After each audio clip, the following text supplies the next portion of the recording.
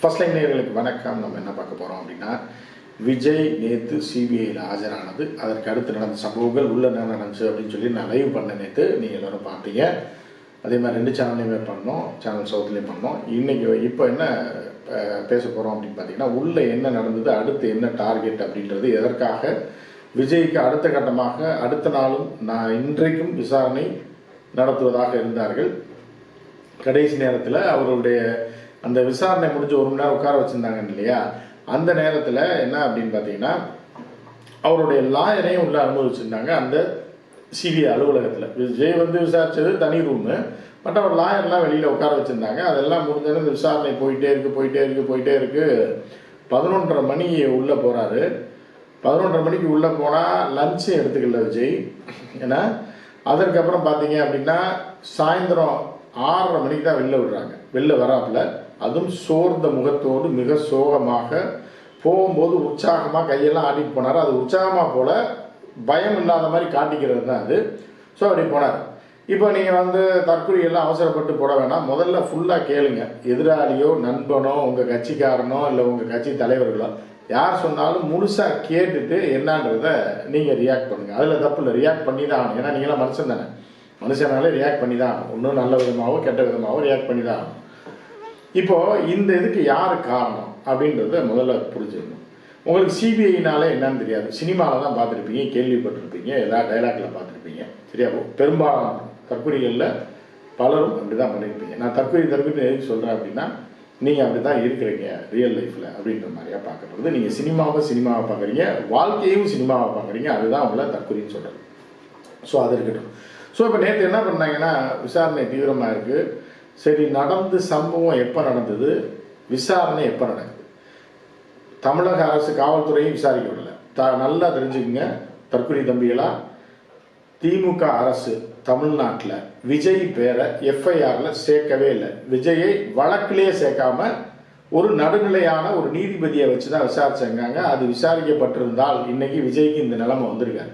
இந்த கேடு கெட்ட நிலைமை, ஃப்ளைட் ஏறி காலங்காத்தால் 4:30 மணிக்கெல்லாம் எழுந்திரிச்சு வேகமாக ட்ரெஸ்ஸு மாற்றிக்கிட்டு ஹேர் ஸ்டைலிங் பண்ணிக்கிட்டு இங்கேருந்து வண்டி எடுத்துகிட்டு ஓடி அங்கே ஒரு ஃப்ளைட்டு எடுத்து அதுக்கு வாடகை கொடுத்து நேராக அங்கே போய் விடுவாங்களா விட மாட்டாங்களா, திகார் ஜெயிலில் வச்சுருவாங்கன்ற ஒரு பயத்தோடு உள்ளே போய் 11:30 மணிக்கு போய் 7 மணி நேரம் விசாரணை செய்வதற்கு ஏதாவது காரணம் இருக்கா? ஏன்னா ஸோ 7 மணி நேரம் அவர்கள் விசாரிச்சிருக்கலாம். நேராக டெல்லிக்கு வர சென்னை அலுவலகத்தில் விசாரிச்சிருக்கலாம். ஏன்னா அதுக்கு சில காரணங்கள் சொல்லுவாங்க கேட்டால். ஏன்னா கூட்டம் ஜாஸ்தியாக தற்கொலைகள் வந்துடுவாங்க, அதில் ஏதாவது மூச்சு அடைச்சி செத்து போயிட்டானா அது ஒரு கேஸ் ஆகிடும், அதனால தான் டெல்லியில் வச்சுருக்காங்க அப்படின்ற ஒரு வகையில் ஏற்றுக்கிட்டாலும், டெல்லியில் 7 மணி நேரம் விஜயை வச்சு செஞ்சுருக்காங்க. உள்ளே போன விஜய் சொம்பாயி வந்திருக்காப்புல. இதுக்கிடையில் அடுத்த நாளும் விசாரணைக்கு அழைக்கும் போது என்ன சொல்லியிருக்காங்கன்னா, விஜய் தரப்புலேருந்து வழக்கறிஞர்கள் சார்பில் ஒரு மனுவை எழுதி கொடுக்க சொல்லியிருக்காங்க. எழுதி கொடுத்தாங்க அப்படின்றதான் சொல்கிறாங்க. என்னென்னா, பொங்கல் வருகிறது, பொங்கல் தொடர்பாக பல்வேறு நிகழ்ச்சிகளில் அவர் பங்கேற்க வேண்டியிருக்கிறது, அதனால் பொங்கல் முடிஞ்சோன்னு ஒரு டேட் சொல்லுங்கள், நாங்கள் ஆஜராகிறோம், விஜய் ஆஜராகிறார் அப்படின்னு சொல்லி எழுதி கொடுத்து ஜாமீனில் எடுத்த மாதிரி விஜய் எடுத்துகிட்டு வந்திருக்காங்க. ஸோ இதுக்கெல்லாம் என்ன காரணம் அப்படின்றத உங்களுக்கு தெரியாத அரசியல். ஏன்னா அரசியல் கற்றுக்குட்டி, உங்கள் விஜய அரசியல் கற்றுக்குட்டி தான். இப்போ என்ன அப்படின்னா, பிஜேபி உள்ளே இழுக்க பார்க்குது. இப்போ என்னன்னா, நாளைக்கு இன்னைக்கு அண்ணாமலையும் நம்ம பாரதிய ஜனதா கட்சியோட மாநில தலைவர் நயினார் நாகேந்திரன் 2 பேரும் டெல்லி போகிறாங்க. ஸோ 2 பேருமே எலியும் பூனையும் மாதிரி இருப்பாங்க. நான் வெளியில் நேரில் பார்த்துட்டு அண்ணா வாங்கினான்ற மாதிரி இருக்கும். ஆனால் உள்ளுக்குள்ளே நயினார் நாகேந்திரனை கவிழ்த்து அந்த பதவியிலிருந்து தூக்க வேண்டும் தான் அண்ணாமலையோட ஒரே டார்கெட். அண்ணாமலையை அழிக்க வேண்டும், முடிக்க வேண்டும் தான் நயினாரோட டார்கெட். ஸோ இப்போ இந்த 2 பேரையும் தலைமையை கூப்பிட்டுருக்கு. எதுக்கு கூப்பிட்டுருக்குன்னா, 2 பேரையும் கூப்பிட்டு பேசி வான் பண்ணுறது மட்டும் இல்லாமல் இந்த விஜய் என்ன செய்யலாம், மிரட்டி பார்த்தாச்சு, உருட்டி பார்த்தாச்சு, படத்தை நிறுத்தியாச்சு. படம் பொங்கலுக்கு வராது, சத்தியமாக வர்றதுக்கு வாய்ப்பே கிடையாது. ஏன்னா உச்சநீதிமன்றத்தில் அப்பீல் போயிருக்காங்க. அந்த அப்பீல் நேற்று அப்பீல் போனதை அடுத்த லீவை தொடர்ந்து பொங்கலுக்கு அப்புறம் தான் அந்த கேஸை விசாரணைக்கு வரப்போகுது. ஏன்னா நம்பர் ஆகலை. ஸோ பொங்கலுக்கு அப்புறம் விசாரணைக்கு வந்தால் என்ன ஆகும்? சரி, பொங்கலுக்கு இப்போ இன்றைக்கே கொடுக்குறாங்க, சென்சார் கொடுத்தாலும் இப்போ நாளைக்கு எப்படி படத்தை ரிலீஸ் பண்ணுவீங்க? ஏற்கனவே படம் கமிட் ஆகிடுச்சு, பொங்கல் அன்றைக்கி ரிலீஸ் ஆகாது. அதனால் பொங்கலுக்கு ரிலீஸ் ஆகிறது 99% சாத்தியம் குறையும்.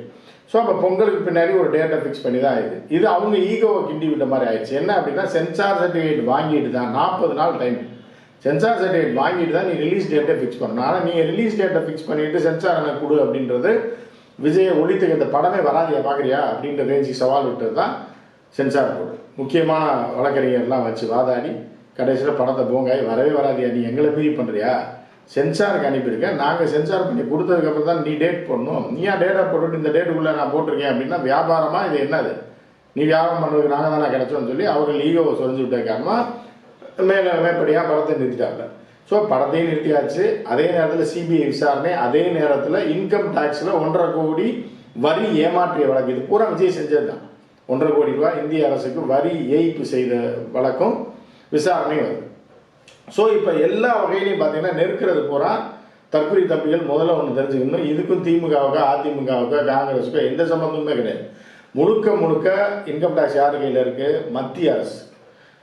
ஃபிலிம் சர்டிஃபிகேஷன் யார்கிட்ட இருக்குது, மத்திய அரசு. சிபிஐ யார் கையில் இருக்குது, மத்திய அரசு. திகார் ஜெயில் யார் கையில் இருக்குது, மத்திய அரசு. மத்திய அரசுனா டெல்லி அரசு. ஸோ இப்போ மத்திய அரசு யார், பிஜேபி. அப்போ பிஜேபி தான், பிஜேபியில் உள்துறை அமைச்சர் யார், அமித்ஷா. சிபிஐ யார் கையில் இருக்குது, அமித்ஷா கையில் இருக்குது. இப்போ உனக்கு புரிஞ்சிருக்கணும், உங்களுக்கு அந்த நாலேஜ் இருந்தால் உங்களுக்கு ஏற்கனவே தெரிஞ்சிருக்கணும். மானம், வெக்கம், ரோசம், சூடு, சொரணம் இருந்தால் பிஜேபியை நீங்கள் எதிர்த்துருப்பீங்க. உங்களுக்கு தெரிஞ்சுதானே, உங்களுக்கு தெரியாது, உங்கள் தலைவனுக்கே தெரியாது அப்படின்றதுக்கு அப்புறம் உங்கள் தலைவனே எதுக்கலை, சென்சார் தரலன்றதுக்கு ஒரு கண்டனம் கூட தெரிவிக்கல, சென்சார் தாங்கன்னு கூட கேட்கல. அப்படிப்பட்ட ஒரு அச்சமடைந்த ஒரு கோழையாக விஜய் இருக்கும்போது அவன் ஏறி அடிக்க தான் செய்வாங்க. அவர் சொல்கிறத நீ கேட்டு தான் ஆகணும். ஏன்னா ஸோ அந்த நிலையில தான் இப்போ இருக்குது. படமும் வராது, பொங்கலுக்கு வராது, உறுதியாக வராது அப்படின்றது சொல்லலாம். அதே மாதிரி அடுத்த தீபாவளிக்குள்ளே வந்துடும். உன்னை எல்லாரும் கேட்குறாங்க, தீபாவளிக்கு 1 வருஷம், 8 மாதம், 9 மாதம், நாளை கழிச்சு பொங்கல் முடிஞ்சு 2 நாள் கழிச்சு வந்தால் கூட தீபாவளிக்கு முன்னாடி வந்த மாதிரி தானே கணக்கு. அந்த கணக்கில் தான் நான் சொல்கிறேன். ஸோ என்னென்னா அவர்களுக்கு மத்திய அரசுக்கு பணிஞ்சு போனால் அவங்க சொல்கிறத கேட்டால் விஜய் தப்பிப்பார்.